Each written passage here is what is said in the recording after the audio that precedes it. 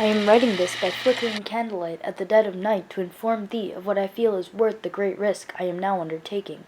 I have just discovered a method of indirectly measuring an object. I call it the Eugene Francis Leicester's method of indirect measurement. The struggle of the great Galileo Galilei has encouraged me to record my theory in hopes that it will be of use to mankind. In accordance, I have included my diagrams in this document in hopes that thou wilt find them of use.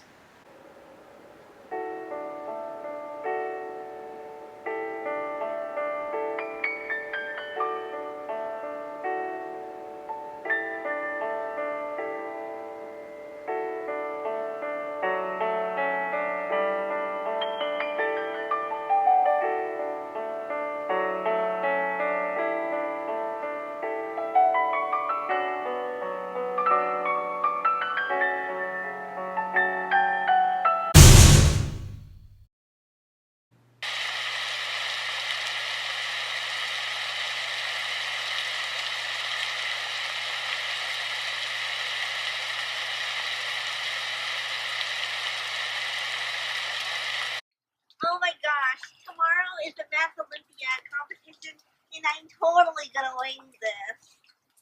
Oh my god, what is this black book? With tabs. Only nerds like me use tabs. Whoa, what is this? Huh. Indirect measurement? What is that? In order to indirectly find the height of the tree, we used the mirror method. We placed a mirror approximately halfway between Sonia and the tree, and readjusted it so the light's rays of incidence top of the tree was aligned with point X on the mirror.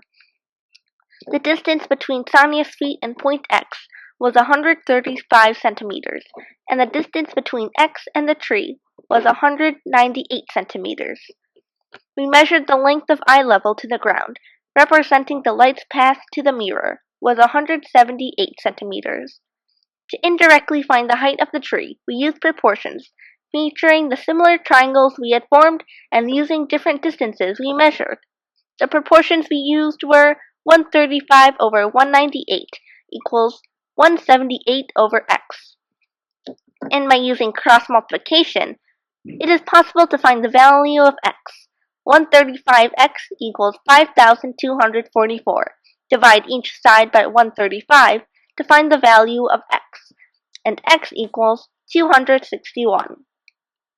After we indirectly measured the tree and got 261 centimeters, we then used a meter stick to find the actual height of the tree, and the actual height of the tree is 292 centimeters.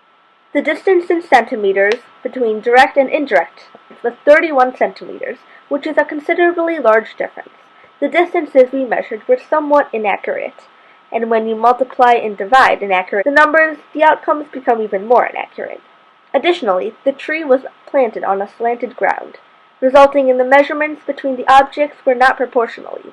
Naturally, the more slanted the ground is, the larger the distance is between two objects.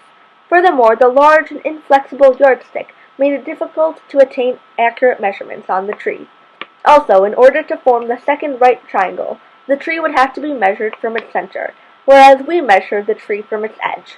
Because the tree was more or less cone-shaped, we could have lost several centimeters,